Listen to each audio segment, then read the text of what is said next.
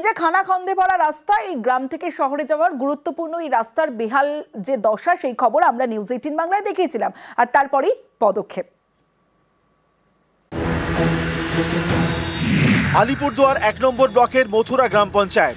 এখান থেকে আলিপুরদুয়ার শহরে যাওয়ার একটাই রাস্তা, এই রাস্তায় বেহাল, বাসিন্দাদের দুর্ভোগের এক শেষ। নিউজ 18 বাংলায় এই খবর দেখানোর পর তৎপরতা।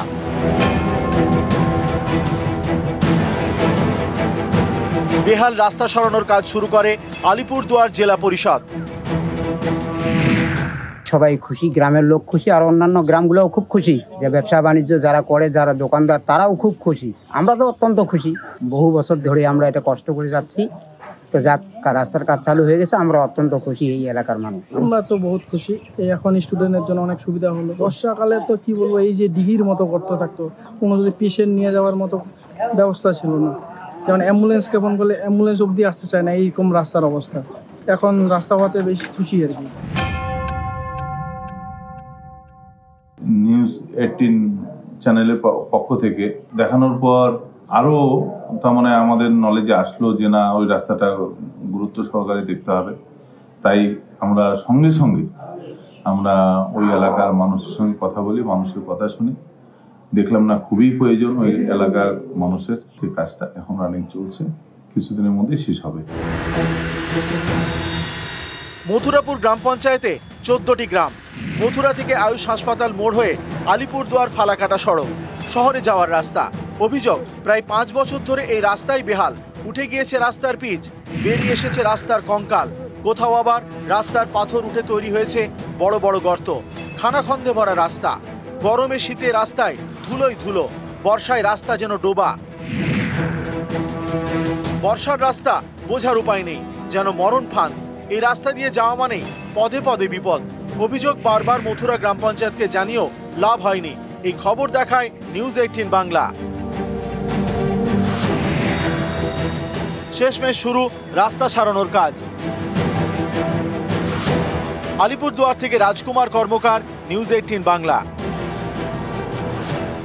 জেলা থেকে সরাসরিতে এবার অন্যান্য খবরের দিকেও নজর রাখতেই হবে, কারণ রাজারহাটে আবারও পুকুর ভরাট। চাঞ্চল্যকর অভিযোগ প্রমোটারের বিরুদ্ধে। এই পুকুর ভরাটে সম্প্রতি স্থগিতাদেশ দেয় গ্রিন ট্রাইব্যুনাল। অভিযোগ, সেই নির্দেশ অমান্য করে ফের পুকুর ভরাটের কাজ শুরু হয়েছে। দেখুন।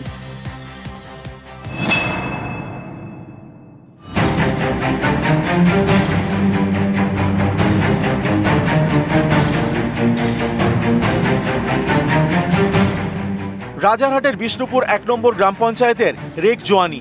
এখানে আবারও ভরাট করা হচ্ছে পুকুর। এর জন্য নামানো হয়েছে আর্থ মুভার। অভিযোগ, এভাবেই পুকুর বুঝিয়ে প্রমোটিং এর ছক। শেষ মানে তোমার বৃষ্টি হলো মনে, এখন একটু বইটা বন্ধ রাখে। রাত খেলে কখন? দিনের রাতে? দিনের রাতে দুটোই। গত মার্চ মাসেও রাজারহাটের এই জায়গায় পুকুর ভরাটের অভিযোগ ওঠে। স্থানীয়রা দাবি করেন পুলিশি পাহারায় পুকুর ভরাট করা হচ্ছিল। এর প্রতিবাদে তারা পথে নামেন। এর জলগড়ায় আদালতে গত মে মাসে পুকুর ভরাটের স্থগিতাদেশ দেয় গ্রিন ট্রাইব্যুনাল। অভিযোগ, সেই নির্দেশ অমান্য করেছেন প্রমোটার। কয়েক মাস বন্ধ থাকার পর ফের পুকুর ভরাট শুরু করেছেন। ভরাট তো আমার অ্যাকর্ডিং টু কনভার্সন হচ্ছে, অ্যাকর্ডিং টু হাইকোর্ট। তো আমার কোনো কিছু বলার নাই, যা আছে আপনি গভর্নমেন্ট বডি থেকে জিজ্ঞাসা করুন। সেটা অর্ডারের কপি থানায় জমা আছে, আপনি কাইন্ডলি কালেক্ট ফ্রম দেয়ার। আমার বক্তব্য কিছু নাই, যা আছে কাগজ অফিসিয়ালি ডিপার্টমেন্টে জমা দিয়ে আছে।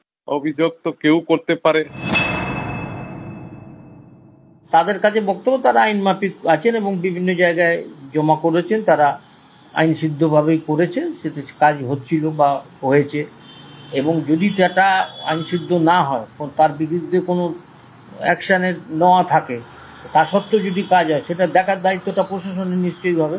আমার নলেজে নেই যে আবার নতুন করে কোনো অর্ডার হয়েছে ডিএমএ, সেটা আমি জানি না ঠিক।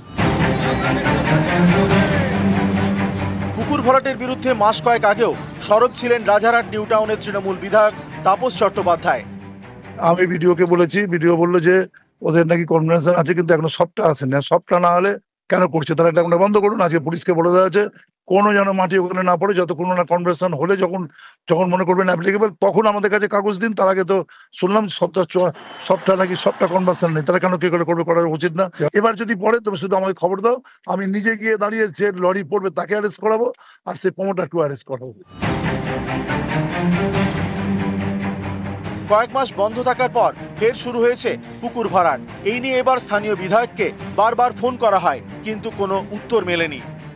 নিয়মকে কিন্তু তোয়াক্কা না করেই প্রশাসনকে নজর এড়িয়ে এইভাবেই রাতের অন্ধকারে বিঘার পর বিঘা জলাশয় ভরাট করা হচ্ছে, জানিয়ে কিন্তু ইতিমধ্যেই এই অভিযোগ উঠছে। যদিও বেশ কিছু অসাধু মাটি মাফিয়া এবং প্রমোটারের বিরুদ্ধে অভিযোগ উঠছে, জানিয়ে প্রশ্ন উঠে যাচ্ছে। ক্যামেরায় মনোজ কুমারের সঙ্গে অনুপ চক্রবর্তী, নিউজ 18 বাংলা, কলকাতা। এবার অন্যান্য খবরের দিকেও নজর রাখবো শিলিগুড়ির দিকে। শিলিগুড়িতে সোনার দোকানে লুট, ভর দুপুরে হাসমি চকের কাছে দোকানে লুট, ক্রেতা সেজে দোকানে ঢুকে লুটপাট, আগ্নেয়াস্ত্র উঁচিয়ে নিরাপত্তা রক্ষীদের মারধর। ভর দুপুরে হাসমি চকের কাছে দোকানে লুট, যে দোকানের ছবি আপনারা দেখতে পাচ্ছেন সেই দোকানেই লুট চালানো হয়। এবার দেখুন সিসি ক্যামেরার ফুটেজ, ক্রেতা সেজে দোকানে ঢুকে রীতিমতো লুট করে এবং সেই দুষ্কৃতীদের মধ্যে একজন মহিলাও রয়েছে, সেই মহিলার ছবি রীতিমতো সিসি ক্যামেরায় স্পষ্ট। আমাদের সঙ্গে এই মুহূর্তে রয়েছেন প্রতিনিধি পার্থ। ভর দুপুরে একেবারে দোকানে ক্রেতা সেজে ঢুকে লুটপাট চালালো দুষ্কৃতীরা, এবং এখনো পর্যন্ত কি আপডেট, পুলিশ তাদের কি ধাওয়া করতে পেরেছে? দুজনকে কিন্তু গ্রেপ্তার করা হয়েছে, ঘটনাস্থল থেকে একজনকে গ্রেপ্তার করেছে, অপরজনকে ঘটনাস্থলে কিছুটা দূরে নয়াবাজার এলাকা থেকে গ্রেপ্তার করা হয়। 8 জনের একটি টিম ছিল, তার মধ্যে 2 জন মহিলা ছিল এবং 6 জন পুরুষ ছিল, তারা হিন্দি ভাষায় কথা বলছিল এবং বিহারের গ্যাং, এমনটাই কিন্তু প্রাথমিকভাবে মনে করছে পুলিশ।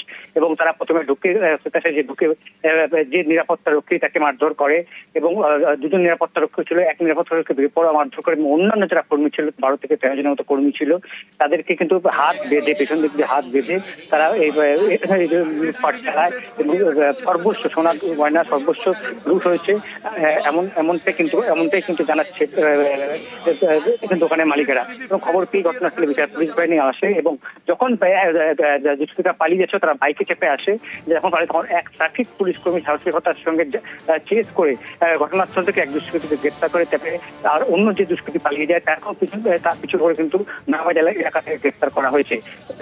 ওটা ঘটনায় স্বাভাবিকভাবে শহর একেবারে শহরের বুকে মানে হাসমি চক কিছুটা দূরে।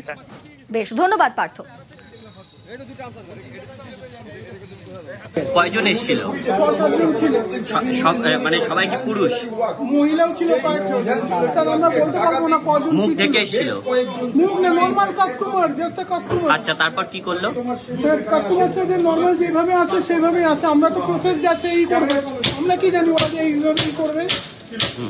তারপর আর্মস দেখালো? আর্মস দেখে কয়জনের হাতে আর্মস ছিল? প্রত্যেকের হাতেই আর্মস ছিল, যা যা ছিল সবই নিয়ে গেছে, বলতে গেলে কিছুই নেই। আপনারা কতজন ছিলেন? আমরা আছি তো, আমাদের হিসাবে আমরা 11-12 জনের মতো আছি আমরা।